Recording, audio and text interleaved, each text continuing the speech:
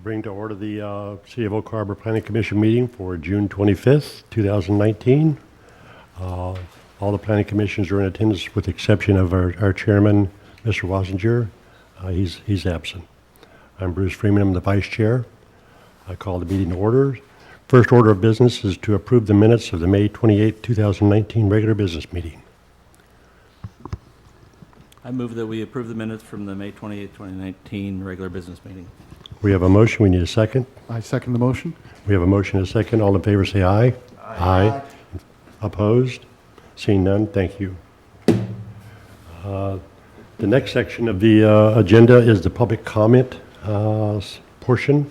Is there anybody who would like to address the Planning Commission on an item that's not on the agenda for tonight? Any other subject? Seeing none, I'll close that portion of the meeting. We'll go to our first public hearing, and this is the Garyoke preliminary plot public hearing.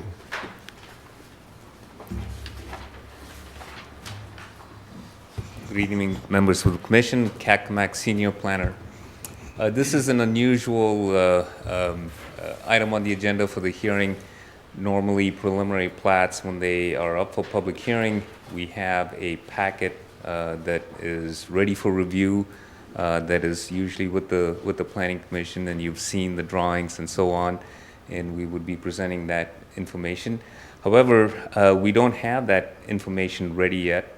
The hearing was scheduled because we advertise our meetings fairly early. We scheduled it with the best intentions that we would have drawings, but we had a meeting with the applicant and found out that there are a few more issues that need to be addressed. However, since the meeting or the hearing was scheduled for tonight, they requested that it stay on there and that they would like to have the hearing open so that they can speak to the commission.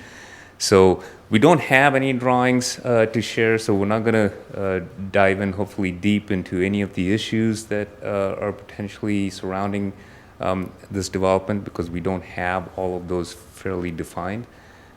So from staff's perspective, we don't have necessarily any detailed information on the project. However, I'll tell you, generally the layout and the concept is been laid out, and we've looked at that.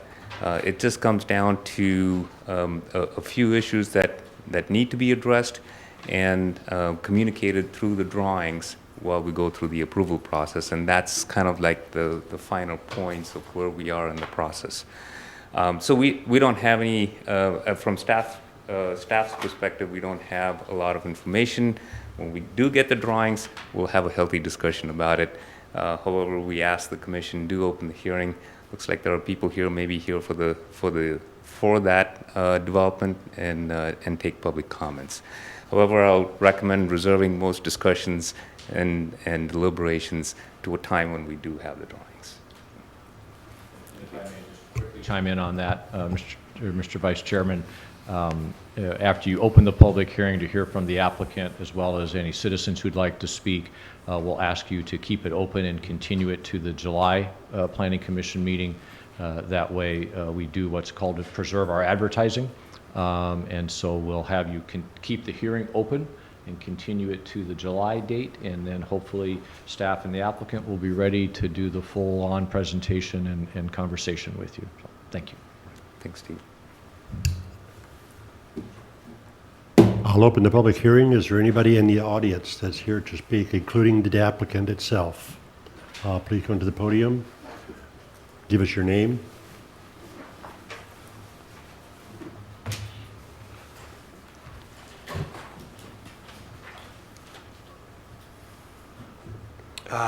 My name is Brad Swanson.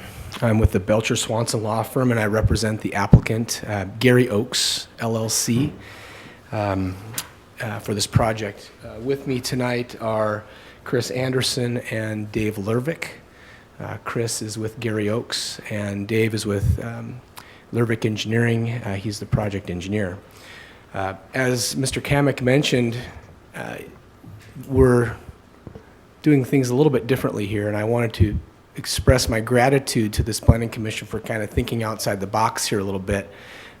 Both the city and the applicant have worked really hard and really wanted to bring the full presentation to you today. But as Mr. Kamek mentioned, there are a few outstanding items that we all agreed wouldn't lend itself to a complete and full review. Yet we're here because we're on the agenda. We thought it'd be a great opportunity for you guys to at least take a look at the materials that the city submitted and just hear a little bit about the project. But again, thank you very much for doing this thing a little bit differently. The applicant greatly appreciates that flexibility. As indicated, this is a plat. It's a 135-lot, single-family residential subdivision. To give you a little context, it's located at the south end of town on Highway 20 between the Southwest Eagle Vista Drive and Southwest 24th Avenue streets. Property, it was annexed back in 2009, and at that time there was a real motivation to get it developed. And then, of course, we all know what happened a couple years later, and we went through that economic downturn. So this property, still in the city, has survived, so to speak, that downturn. And at the time of the annexation, the city council recognized that annexing this property was consistent with the GMA and the Oak Harbor Comprehensive Plan. So now, 10 years later, the project's back, and it's ready to provide those densities to the city of Oak Harbor that were anticipated back in 2009. So as I said, 135 lots. It's going to be done in 4 phases. The first phase is 52 lots. The second phase is 19 lots. The third phase is 39 lots, and the fourth phase is 25 lots. And you probably ask, why on earth are we doing 52 lots at the front end? Well, traffic's going to enter the project at 2 locations. You can see it on the plan there. One is about halfway down the project on the north side by Southwest 24th Avenue, and the other is at the southeast corner of the project on Highway 20, just across from Southwest Eagle Vista. And in order to make the traffic connect between those 2 locations, we had to expand phase 1 just a touch. So that's why it's a little bit bigger. Each lot, of course, will be served by private and public utilities, city water, city sewer, storm drain. There, you'll see there's 4 different stormwater ponds on the project. And then the other amenities that you would expect in a nice, attractive residential subdivision like this, wetland preservation, trail connectivity. There's a little park, and then there's going to be some nice landscaping. And as Mr. Kamek mentioned, next time we'll come back with the full meal deal, and you'll be able to really see what is proposed. And Mr. Lervik, is there anything you have to offer at this point? Or okay, great. Thank you very much for being flexible and letting us speak tonight. And if there are any questions following the other comments, we'd be happy to work with Mr. Powers and answer those for you. Thank you, Mr. Swanson. Is anybody from the public here to speak on this item?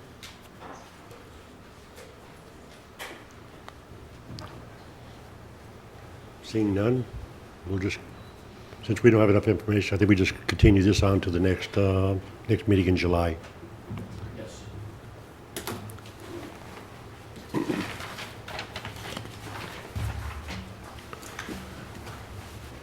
Okay, we'll go to item number 2. This is a public hearing also, the Park Recreation and Open Space Plan. Public hearing. Just want to make sure that everybody is good.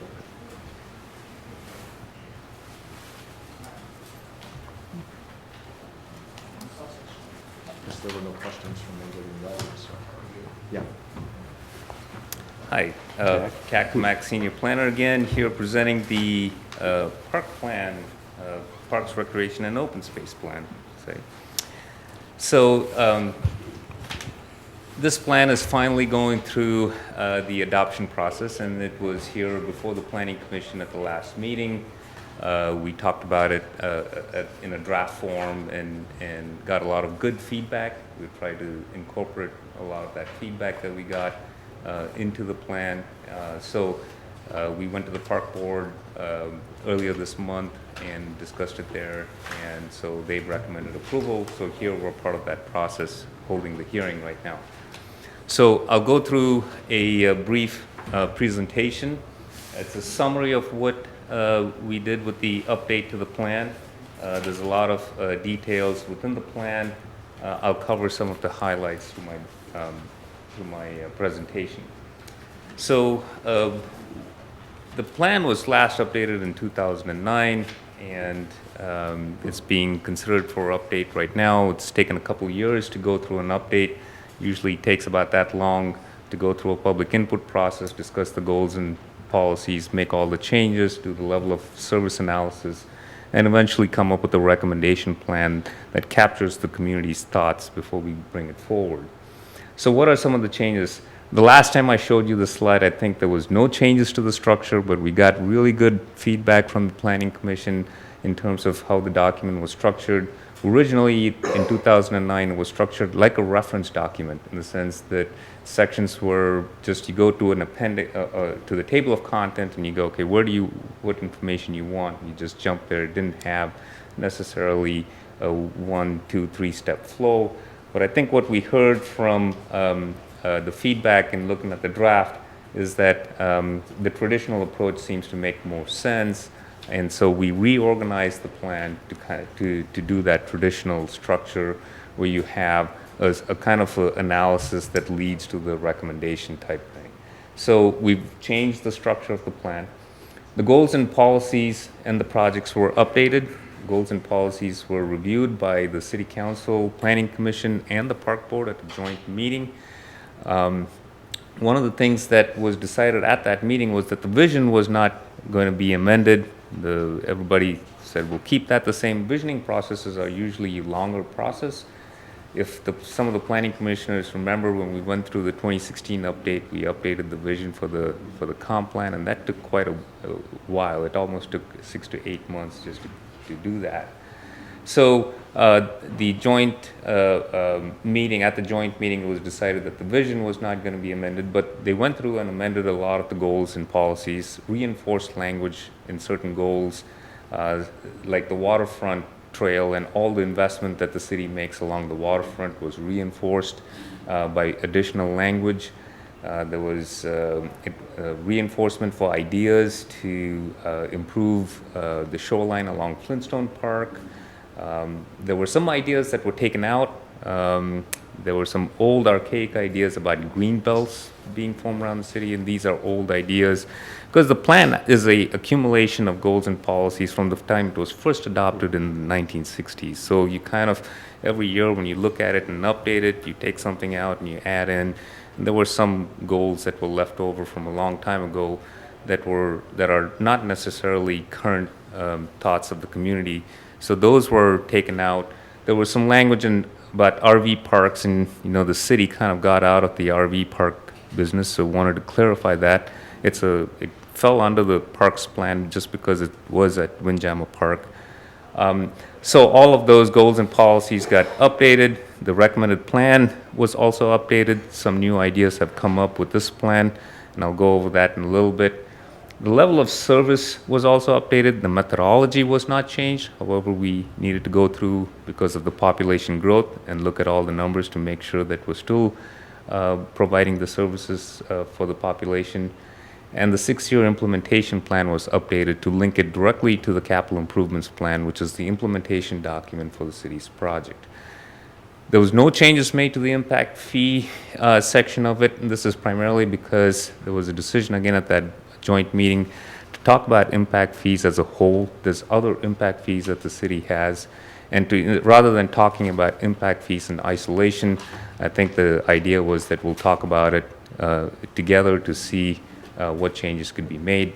So anytime the city council decides to change or work on the impact fee, it does not impact the plan and its recommendation. However, the plan will have impact on how the impact fees will be calculated. So that relationship is still maintained. So level of service, I'll go through the kind of the meats and bones of the plan. There's 2 ways the level of services could be analyzed. One is the spatial and ratio. The spatial is about whether Oak Harbor has sufficient parks located conveniently to provide access to its residents. So you do it by kind of service coverage for neighborhood parks for the city of Oak Harbor. It's a half-mile radius service area that was used to calculate level of service, and for community parks, it was a 1 mile. And these are the same standards that were used in 2009. For the ratio-based analysis, this is based on population and the number of recreation facilities. For example, there are some national standards on, one soccer field per 2,000 people or 3,000 people. There are different standards that there's a national parks kind of a group that puts out a lot of material in terms of general standards for nationwide architectural standards and planning standards. And so we borrowed from that to determine whether we have recreation facilities to meet our population. And I'll go over some of these numbers in a little more detail. So this is the spatial analysis for neighborhood parks.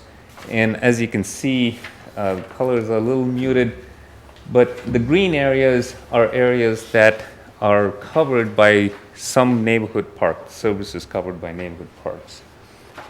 One of the things that our level of service analysis does is to take some of these major streets. This is Highway 20 that goes through town. This is Whidbey Avenue, Oak Harbor Road, Midway, and Regatta.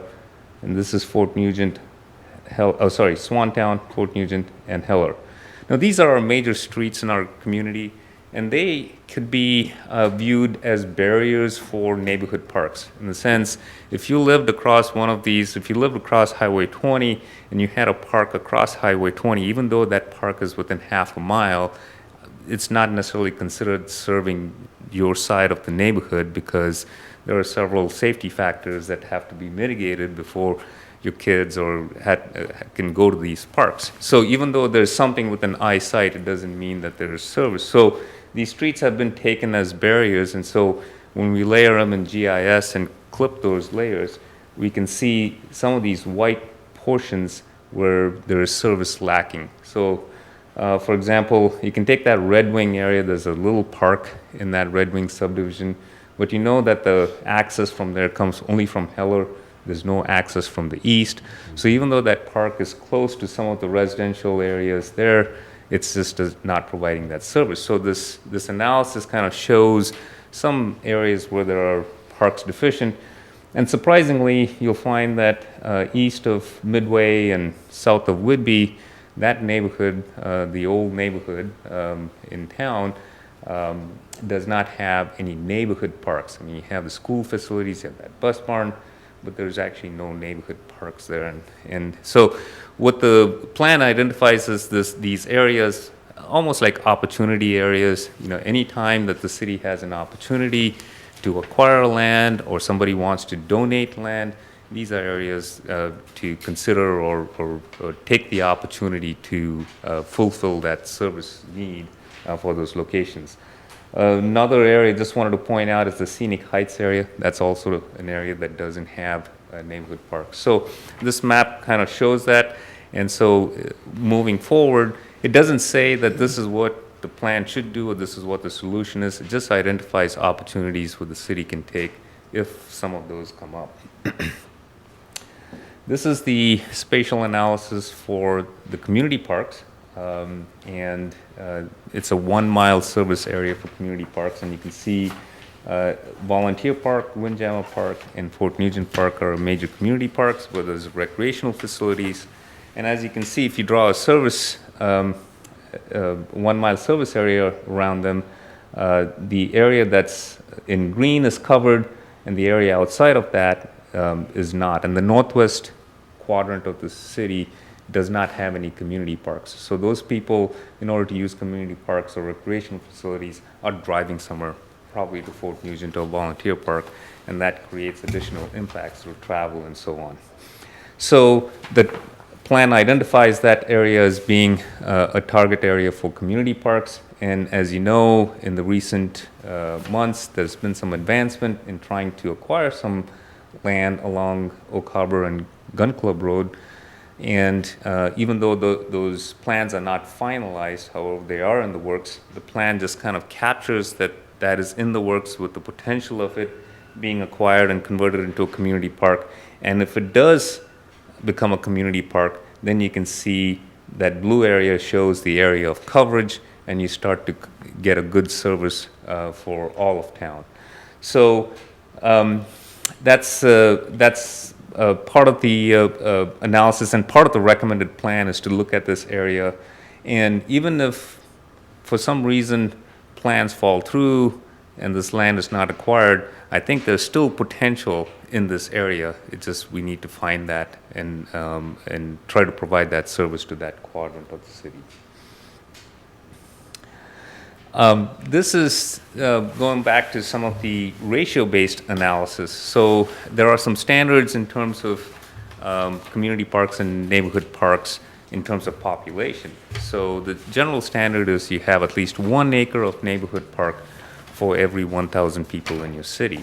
And for community parks, you have at least 4 acres. So that's a good way to determine. One is the spatial analysis in terms of where they're located, and the other is kind of a quantitative, do you have enough of those facilities to serve the citizens in Oak Harbor? So if you see neighborhood parks, currently we have about 33.8 acres of, and that's a healthy amount of neighborhood parks. I mean, I don't have exact comparisons to other communities in terms of numbers, but Oak Harbor has a healthy amount of neighborhood parks. It's a great amenity to have in the city.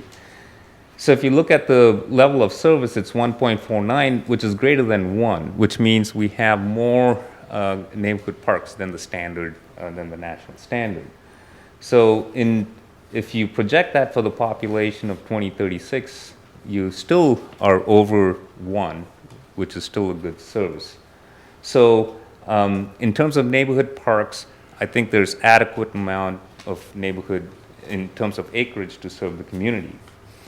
However, when you look at community parks and you look at the current level of service based on the population, it's 3.66, which is less than 4, which means currently we are a little deficient in community park acreage. And if you provide that as, so currently we would need an additional 8 acres in order to meet the standard.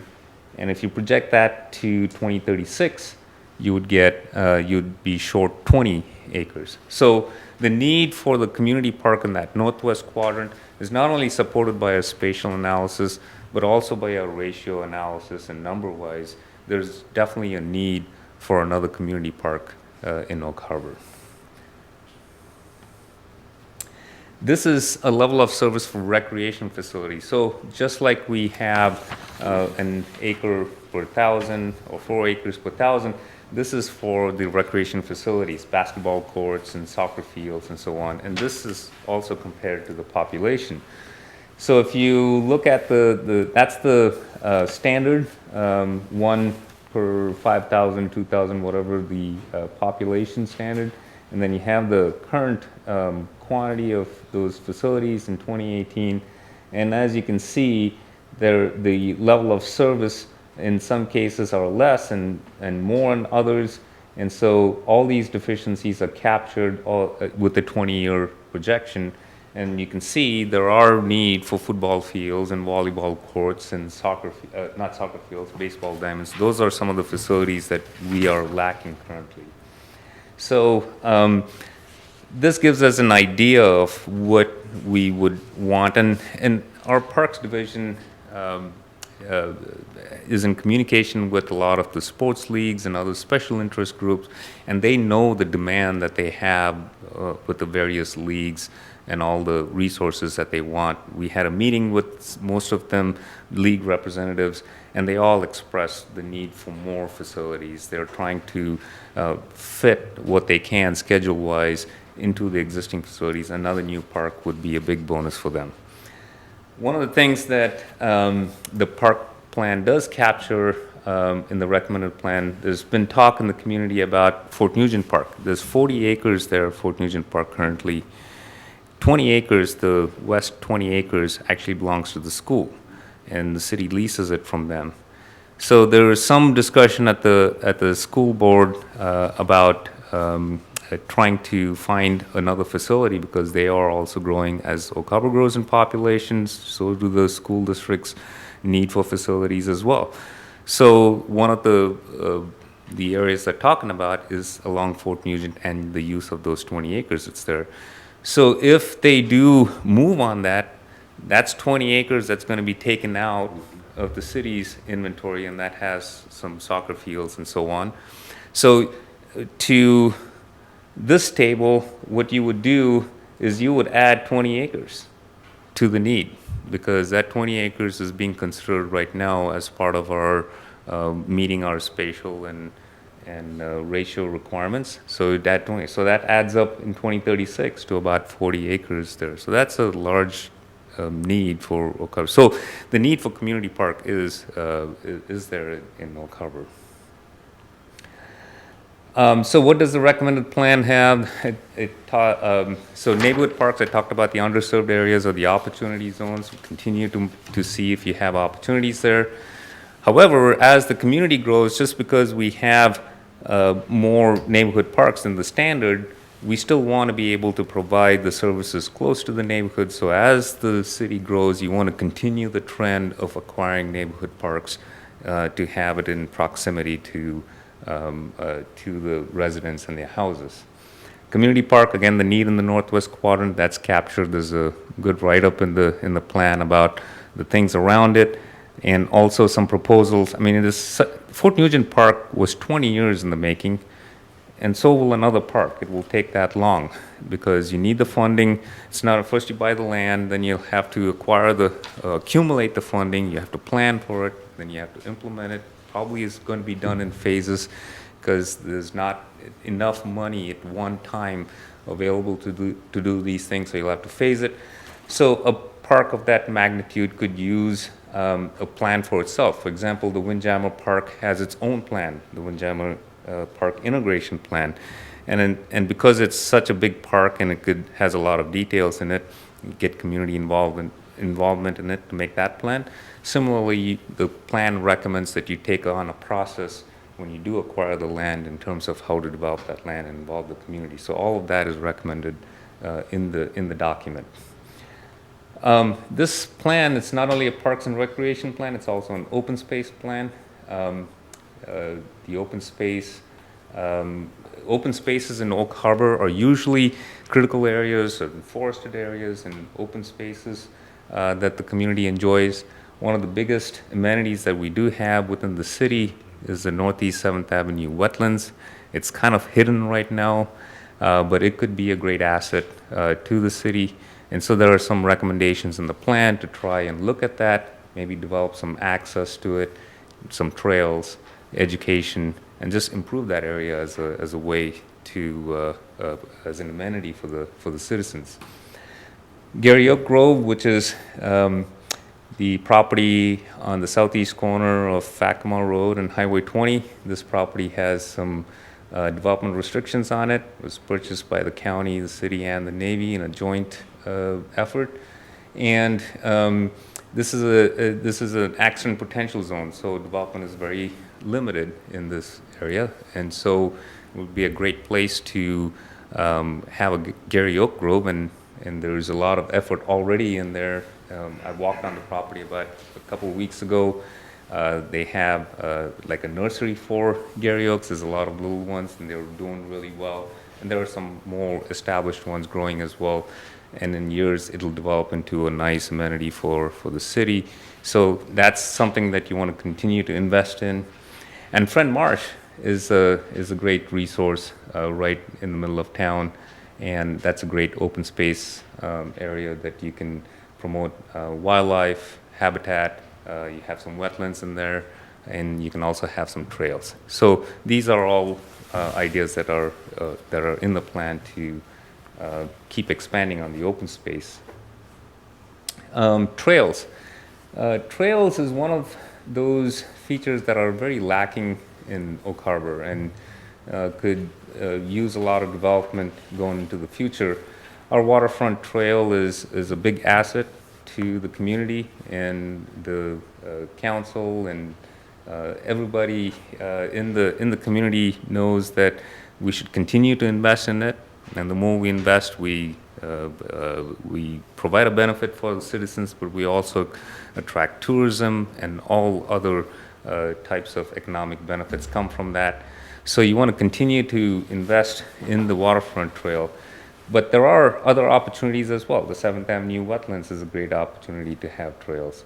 The Whidbey Avenue corridor is a major east-west corridor that has a lot of public facilities. All the schools are right adjacent to Whidbey Avenue. The fire station is adjacent to that. So developing the Whidbey Avenue corridor and making it very pedestrian-friendly or multimodal friendly is beneficial to the community in general.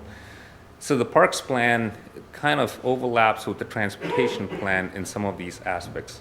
Pioneer Way on the waterfront is also another area that the transportation plan focuses on to give bicycle and pedestrian priorities, and so does the park plan.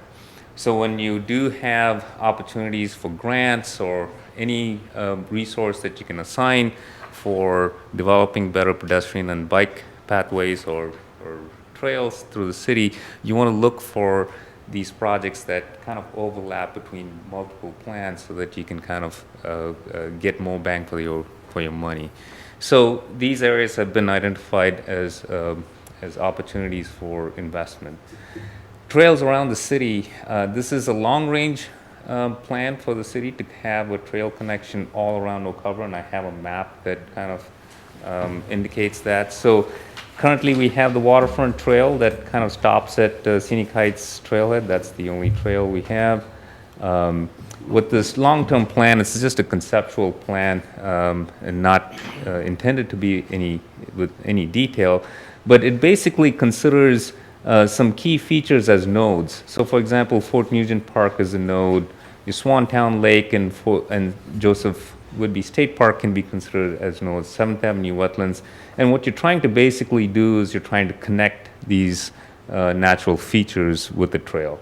And you can do it as the city grows through development opportunities. So for example, we talked about Garyoke earlier today. And you'll see when we come through with the plans that, we have this dotted line that goes right through their property. And so because we have this plan, we can talk to them and say, okay, we need some kind of a trail along that major east-west street that you have. So instead of getting just a 5-foot wide sidewalk, you may be able to get a 10-foot wide trail that allows for a very distinct trail connection. And so as development occurs, you get these sections and eventually you'll connect them. So this is going to take a long time, 20 years, 40 years, it's going to be timing on development, but having a plan like this gives you an opportunity to leverage those type of improvements. So they may appear disjointed. I mean, you'll get some development here, you may get some development there, you'll make all these little bits of connections when these development happens, and then when you get closer, you can find some other resource or grant money to try and make those connections, and before you know it, you can have a trail around the city. So the 6-year plan, so this is directly linked to the capital improvements plan, and you can see in the last year or so, we've had some really good tools. We've worked with Finance Department to lay out a 6-year plan. Usually, Finance Department focuses on just the first 2 years of your budget plan, and then the rest is kind of fuzzy. It's like a weather forecast. But they have been able to develop some tools that gives them some good revenue projections so that we can kind of schedule projects out for 6 years. So we took advantage of that and scheduled park projects for the 6 years out. This kind of gives you the approximate timeline for some of these projects that are in the CIP, and these, and I'm sorry about the small numbers, but it's just intended to show you that this table is directly from the CIP. It has all the same numbers directly connected to the budget. So there's a strong link between what's in the plan and what's in the CIP. So making that implementation even stronger. So that is just the general highlights of what's in the plan. There's a lot more information in there, as you know. It's going through the process. Like I mentioned, we went to the park board on June 10th. They recommended approval to the city council. We had a workshop item on June 19th with the city council, and we talked about some of these ideas to them at that meeting. We're here in front of Planning Commission to hold a hearing, and then it'll go to the July 9th meeting. Hopefully the city council will take action at that meeting. So that's the schedule, and I'm happy to answer any questions. What we would recommend is to open a public hearing, take public comments, and we hope that you can make a recommendation tonight. I have no questions. If anybody else? I got a couple. First of all, I want to say, I know we talked about the structure of this document last month, and I can see in this revised draft that the staff put an enormous amount of effort into that, and I really appreciate it. You did a lot of good work here. I had just a couple questions that struck me as I was looking through this version of the draft. You had a chart earlier that said we actually have, in effect, a surplus of neighborhood park acreage. And I was wondering if there has been any thought given to decommissioning some of the existing parks with the idea that we would try to acquire land in the areas that are underserved. I noticed in the description there was Spring Tree Park as kind of an underused park. I'm not familiar with it. Might be a wonderful park. Maybe that's the one we want to keep, but the description of it in the document indicates that it's underutilized and a little hard to see and to get to. That might be an opportunity for us to conserve some of the resources we could redeploy to some of the underserved parts of the city. Is that kind of thing been discussed? No, we haven't talked about decommissioning park. That's not a topic that was considered as we went through the planning process. I just want to point out Spring Tree. So there are some land in Oak Harbor that's categorized under parks, primarily because they have either a well or some other feature in it. And these are reserved for our emergency water usage. So Spring Tree is an example that actually there's a well at that, and so it's kind of in the corner and seems hidden, but there is a resource in there that we're hoping to preserve, and that's the reason some of these are still under the park category. Okay, fair enough. And then the other thing in your chart, I think it's maybe a couple of slides down where you're talking about recreational facilities. It looks like you've got a surplus of soccer fields and a need for more football fields. Have you thought about converting some of those? They seem like they'd be about the same area you'd need. That would be. I think our soccer fields are counted. It's a green. It's basically a green field, multi-purpose field that we kind of calculate how many soccer fields you can fit in there. But as you can see in Fort Nugent, I've seen those rearranged in so many different ways. When the younger kids are playing, they have more fields, and less kids. So it's.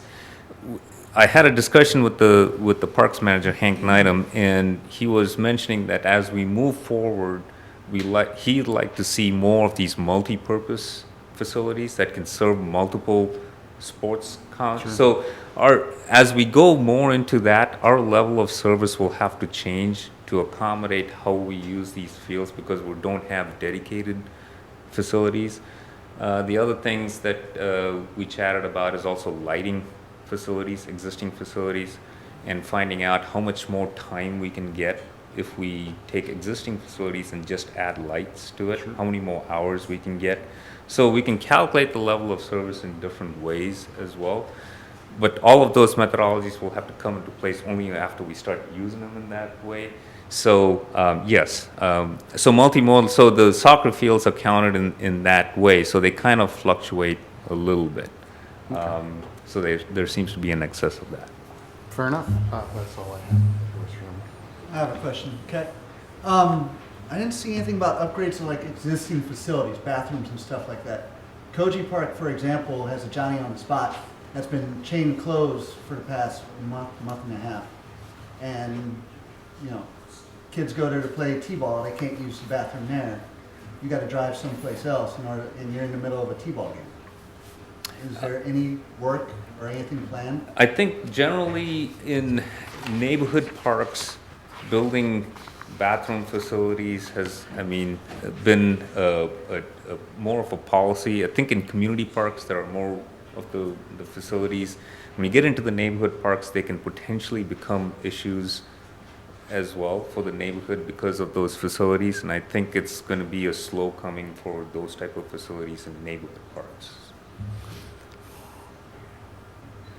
All right, and then the other thing was, this might not even be covered by you, the concessions areas over in Fort Nugent Park. I know that is mainly ran by whenever the football season's going, that's on. But during the other seasons, other sports, that concession stand is closed. I've been told before that it's owned by the football league. Is that true, or is that owned by us and open to all the sports? I think the general policy is for parks to have the physical structure and then have private entities lease or use them, so that the city is not directly in the business of doing concession stands. And I think that's just general policy for the city. So most of the concession stands you see, I think even at the Little League baseball fields, the league actually operates that, and it's not the city. All right. Yeah, but that is the city's facility. It's not owned by Little League football or whatever the correct name is. Okay. Yeah. That was something I was told during the soccer season, was that they couldn't work out of it. The soccer seasons couldn't, or whatever. The soccer league couldn't use it. It's a common misconception that it's owned by the youth football. Okay. I think that our parks manager probably has the best handle on the arrangement that allows football to utilize that during their game times. Right. Thank you. No more. The change in the format kind of threw me when I first saw it, that it's like slide 4 is now slide 1 and slide 6 is now slide 3. But having sorted through that, there are still a couple of formatting issues. I don't know if you want me to talk to those now, or? Sure, I can take a note of them. So page 39 of the draft, which is page 60 of our packet, item C on the right-hand column, that used to be part of Part B, Section B. It used to be item 3 under B3, and now it's a standalone C, but it doesn't have, yeah. Anyway, I don't know if that's a formatting issue or. Yes, it probably, if you hit enter, when it Yeah. has a bullet, it creates its own, and that's probably what happened. Yeah, so it moved all the Yeah. letters down, which made it hard to. And then there's a bunch of my pages that printed upside down. I don't know if that happened to other people, but We're having some really bizarre printing with our large printer. Mine is upside down as well, or parts of it, and we apologize for that. There's a gremlin or something right now in our giant Xerox machine that's causing that to happen. That's the point where you stop reading. I didn't. I just turned everything upside down. I just want to make sure that before we go to print or send this to the council next month, that we have those things fixed. That's all I've got. Thank you. It's an awesome document. You can tell there's been a lot of work, going forward. I have no, critiques other than there's a lot of information to digest. The items that you've all discussed. I look at the different parks and the facilities, and I know a lot of these deficiencies that we've got in our community parks going forward, if we had some development, like now we're starting to see some development come forward. I think that's going to kind of address the community parks and possibly even, the larger parks as well. And so that's what our hope is, and there's a lot of developments that are out there. I think this is like about 9 of them that are out there that could, resolve this issue, hopefully. And all the neighborhood parks, all of the communities that are being developed, they're larger developments. So I think each one of those developments have got 2 or 3 different parks, which will add, to that equation there. So I think that's a positive, that we start to see some development move forward. So, but I have no other comments. Any other questions? Okay, I'll open it up to the public at this point in time. If you want to come up to the podium, ask your questions, or please state your name. Now's the time to do it. I'm seeing none, so I'll close that portion of the public hearing. What's your pleasure?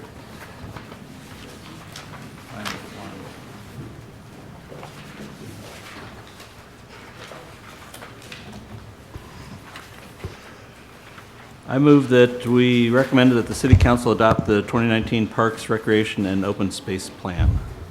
We have a motion to approve and recommend to the City Council. I need a second. So seconded. We have a motion and a second. All in favor say aye. Aye. Opposed? Seeing none, thank you, it's unanimous. That's it. Okay. Next item on our agenda is the small cell facilities. This is a public meeting.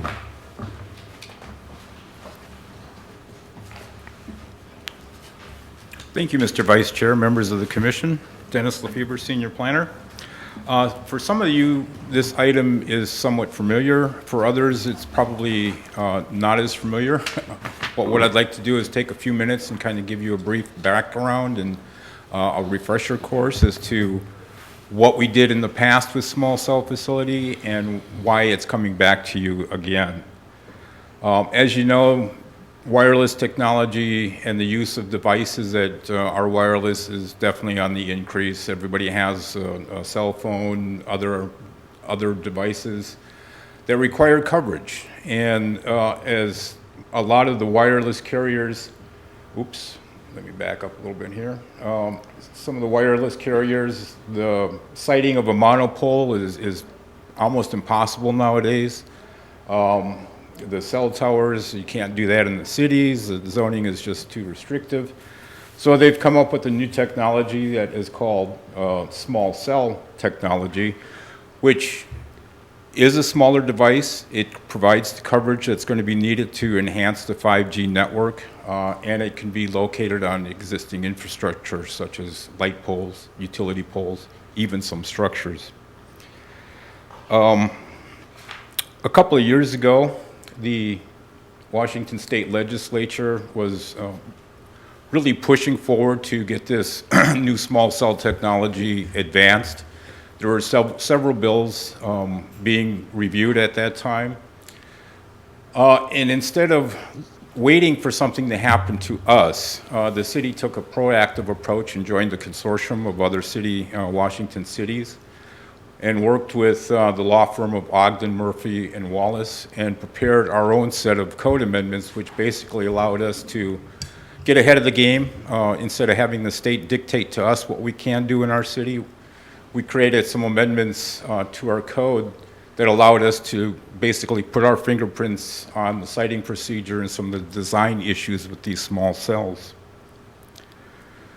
What we did was create actually two ordinances, Ordinance 1840, and I won't go through the list of items that ordinance addressed, but it provided a process where we could engage in application and in review of the application and citing criteria in our code, so that was established. We also adopted Ordinance 1841, which incidentally both of these ordinances came before you back in August as a time frame. And 1841 gave us some development standards, some real strong requirements for the sizing of these facilities and where they can go and what they can basically look like. We also created some districts where they would require a concealment plan or some additional aesthetic documentation for us to review. We identified the Central Business District, the Maritime District, and the Scenic Byway as those kind of concealment plan zones. Both of those ordinances were adopted in September of last year by the City Council. And lo and behold, the Federal Communications Commission, about 3 weeks after we adopted those ordinances, came out with a report and order to further expedite the siting of these small cells and basically provide some parameters on various issues for the wireless carriers that basically gave them a little bit more room to navigate in the system. Three of those areas of focus were the permit review timelines. They created shorter shot clocks for us to review applications. They also put some parameters on the aesthetic requirements. And they also established some fees, which we basically didn't address in our first go-around with the ordinance, but they established some one-time fees for application processing and also some reoccurring fees, for instance, the right-of-way access fees that we charge for use of facilities in our right-of-way. So to make a long story short here, we did some review on what we had adopted as part of those two ordinances and amended our code last year. Took a look at the new order that the FCC came out with, and basically came up with a couple of real minor amendments to the existing code, which was pleasing for us to bring forward. We do have some shortened shot clocks. For an application for a small cell facility that's using an existing pole, we're shortening the time frame from 90 to 60 days, which is amending that section of our code. We are also adding a new section into our code that deals with placement of small cell facilities on new or replacement poles. The FCC allows 90 days for review of those applications, so we're adding that section into our code. The aesthetic requirements, which the FCC basically gave some parameters excuse me, on what a community must have for aesthetic requirements, including they must be reasonable, they may not be more burdensome than those applied to other infrastructure, and they must be objective and published in advance. Well, at first blush, we're thinking, oh my goodness, what is this going to do for our code that we already have in place? But in really looking at what we have in our development standards for small cells, we actually do meet all of these requirements. So we're in pretty good shape. We are not going to propose any amendments to our development standards to meet the FCC aesthetic requirements. We're in good shape in that regard. And the third item that we're looking at is the one-time and recurring fees. I don't have the fees up there, but I do have those in your packet if you're interested. They were fairly prescriptive, they being the FCC, as far as what fees were reasonable in their eyes. So that's going to be a separate issue that will be dealt with at the city council level, but that'll involve basically an amendment to the master fee schedule to reflect these new fees. And of course, the city council has some flexibility as far as the fees that they can charge. They don't have to follow the FCC rules, but we'll see where the city council goes with that. So with that, what we're looking at doing is bringing this back to the Planning Commission at your August meeting for a public hearing. Your recommendation will be discussed at that time, and then we'll also present to the city council at their August workshop.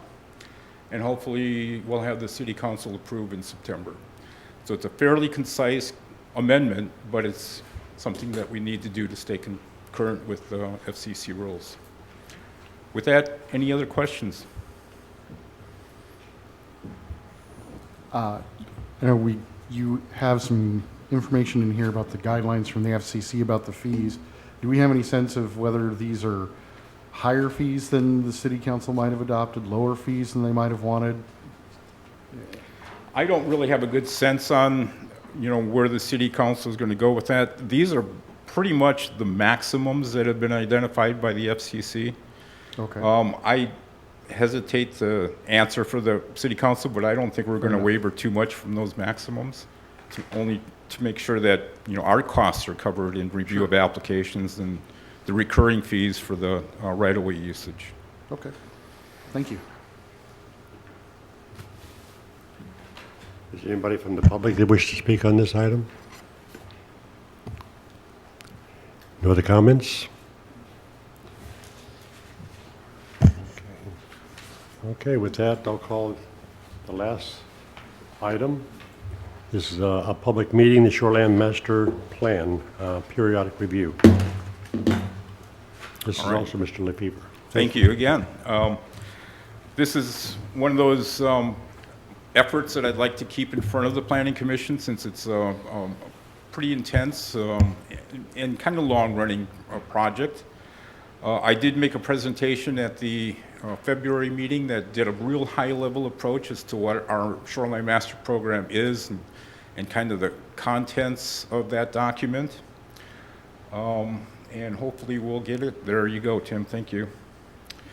But I wanted to make one distinction between the effort that was done 6, 7 years ago to what we are looking at now.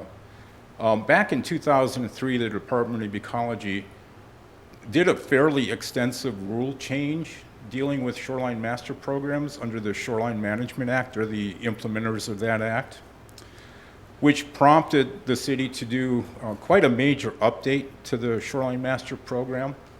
The new rules created minimum standards that all Shoreline Master Programs had to deal with and address, including best available science. They required an inventory and characterization of the shoreline, functions and values, no net loss of functions and values of the shoreline amenities.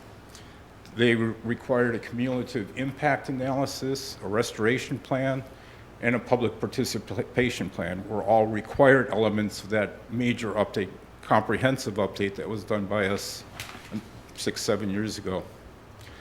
In fact, it was such a massive effort, we retained consultants to help us with that effort, AHBL and Greta Associates helped us with that effort in several elements.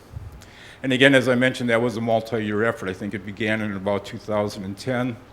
The city adopted the draft ordinance, or actually adopted the SMP locally in 2012. And typically, you ship that off to the Department of Ecology for their approval, and they did that a year later.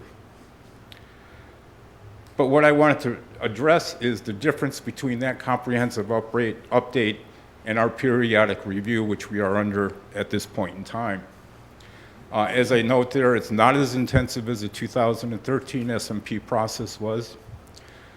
We are preparing a public participation program, which is nearly close to in-house review for the draft.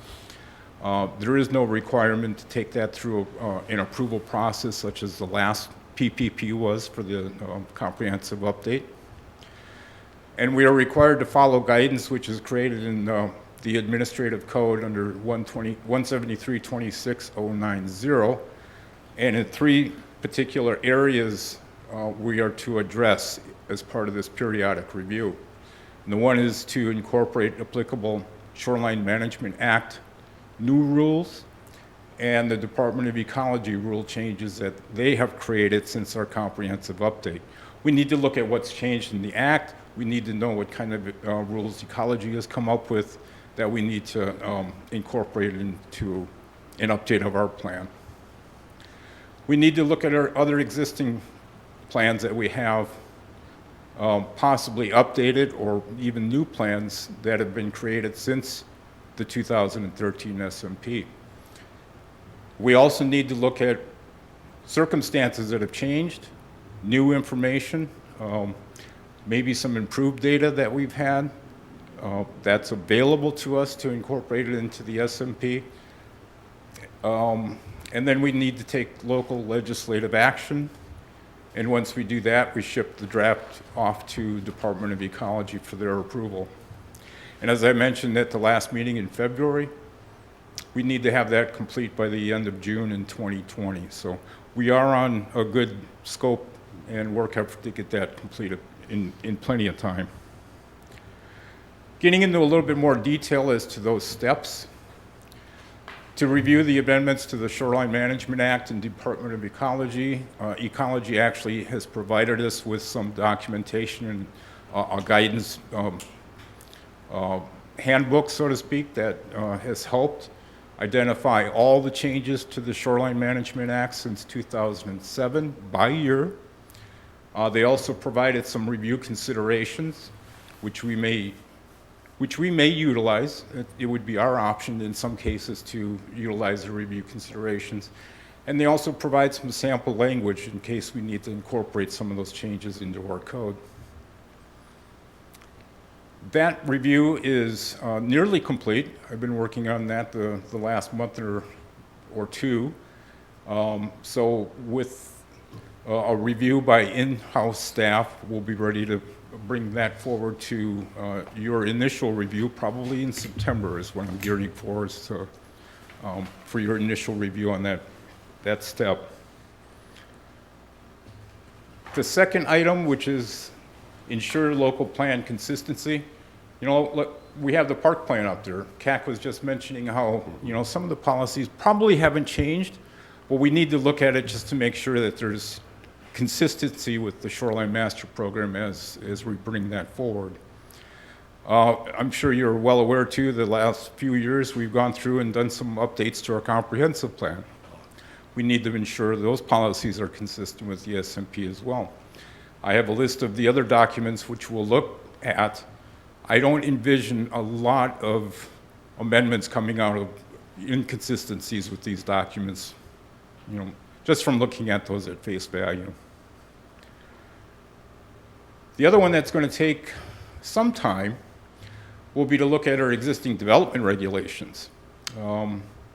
As you are very aware of, we have had several large pieces of development regulations come through and be approved, which definitely could have an impact to our shoreline management plan, such as our critical areas regulations.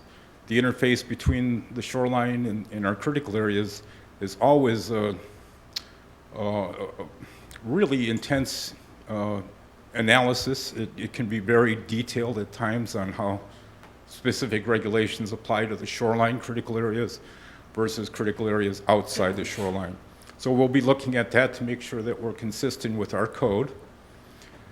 We also amended our flood damage prevention code and our low impact development standards recently, at least since the last comprehensive update. So we'll be looking at those codes to make sure that we're consistent in our SMP with those. Our permit processing, we'll want to make sure that those are consistent. And of course, our stormwater permitting, there's some regulations in our stormwater permitting that you're well aware because we're a Phase 2 city. We need to incorporate the NPDES Phase 2 requirements. Some of that might have some impact on our SMP as well. We're just beginning that process to look at some of that code language to make sure that we're consistent. But again, I'm shooting for a September presentation to this group again of a draft for that consistency review. And again, step 3 potentially could be the most problematic because, quite frankly, there's just a lot of new information out there that's evolved since the last time we did an SMP. So what we're looking at doing is at least using the SMP as an existing baseline database. We're going to ask for some state assistance and see if there's some information that they could provide us that's specific to Oak Harbor that we may not be aware of. So we'll get some guidance from them. I'm going to be probing around other agencies such as Island County to see what things they're looking at as far as new information or updated information that we could maybe utilize as well. We need to investigate emerging topics, and one that is certainly one that we'll have to look at is the sea level rise issue. That is obviously a topic that needs to be addressed one way or the other, whether we need to amend our SMP to reflect that, or maybe there's no impact whatsoever in our existing SMP to deal with the sea level rise. But we'll have to look at it regardless. Again, we're looking at, this is a best guess, but I'm hoping to bring that to the Planning Commission in September as well. So we're kind of gearing up a lot of this draft materials to bring forth to you in our September meeting, but at least it's something that we're shooting for. Plus, there's a handful or so of other errors that were made in the plan before, typos and formatting errors, that we want to correct as well. So we have the opportunity to do that. We'll also produce that document that shows what we're correcting. So with that, I'd be happy to respond to any questions that you might have.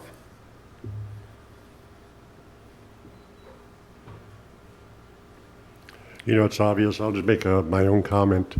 When it comes to the state and, these plans, and where the state makes changes, counties make changes, it's going to affect our document. It's good that we're in front of it.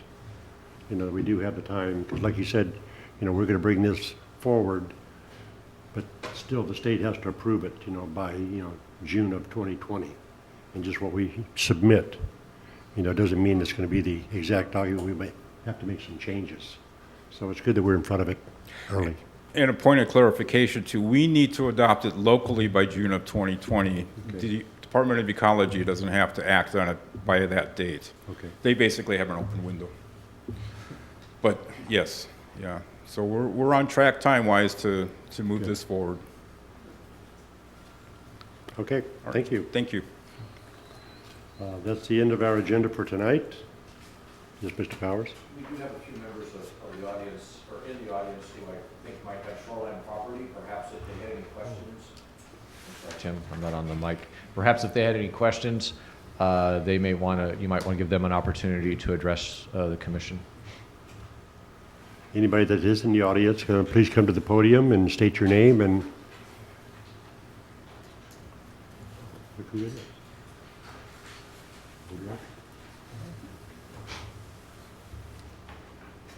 My name is Keith Fackema. I live on Scenic Heights, actually on Peach Road off Scenic Heights. I am actually here tonight to represent Patty Cohen, who lives further down the road from me on Scenic Heights. She would love to be here, but she's currently in Hawaii. She sent along to me some concerns that she has. And the first one is that in the Shoreline Master Program, she feels that there is a failure to account accurately or adequately for unstable and sensitive nature of the bluff properties. The topographical areas that are on our bluff properties are fairly unstable, if I could say that. And she has a fear that problem hasn't been addressed in the Shoreline Master Program. She points out that intense development will adversely impact the structure and the durability of our bluffs and shorelines. And I can relate to that from further north on Scenic Heights. We have had to, in our area, have had to develop some protective measures. We have restricted tree removals. We've had to plant stabilizing vegetation along the way. We have asked the city not to put its large garbage trucks under our private drive. So there's things that can be done, and the whole area of the bluff is a sensitive area for those who are living there. She also, and I'm not sure I understand this, to be honest with you. She raises the question on the Shoreline Master Program. It talks about designation criteria, and it says here that the residential bluff conservancy equivalent designation, environmental designation, is applied to shoreline properties that are currently zoned for single-family residential developments. She has concern about, I think, about the way that the city is progressing with some of its later developments might be at odds with that particular part of the program, and she would want us, or want you folks, I suppose I should say, to take a look at that. Thank you. Thank you, Mr. Fackema. Ms. LaFever, you get those notes and address those? Yes, I do have those notes, and I will address those. This may not be the forum to do that at Correct. the time, but Correct. certainly, yes. Yep, thank you. Thank you. Thank you, Mr. Vakama.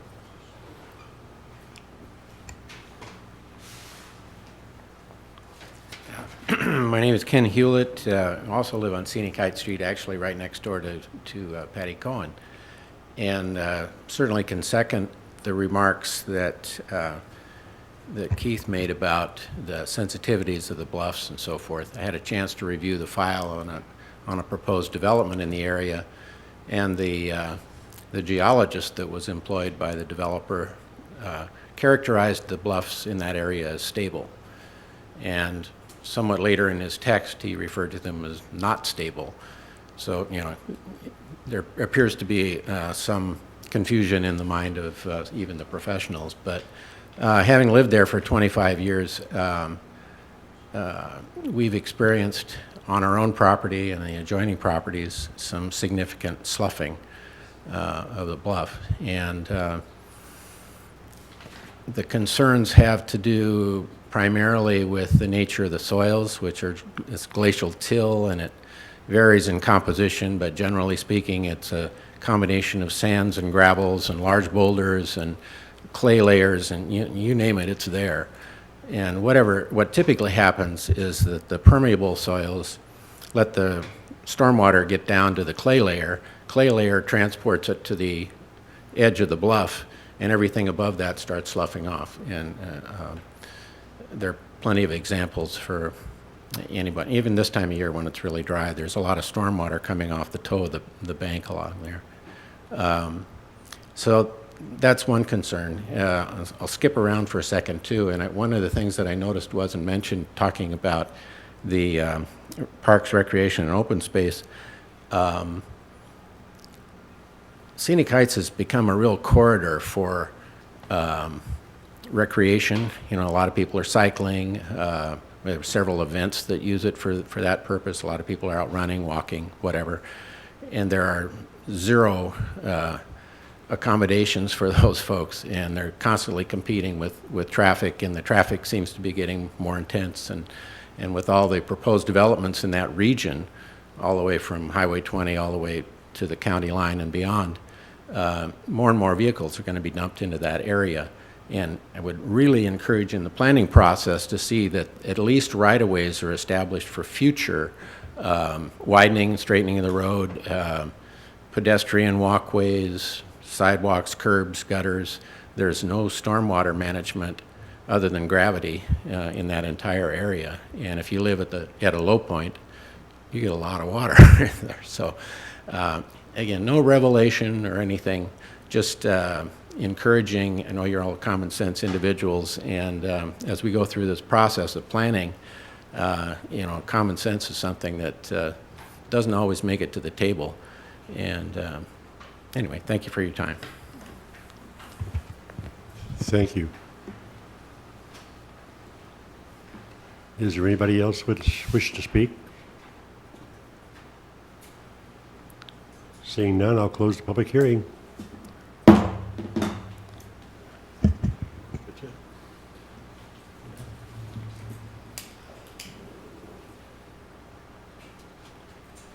Tonight, Mr. Vice Chairman, from the staff, I think that's the last of our items, and so we'll see you back here next month then.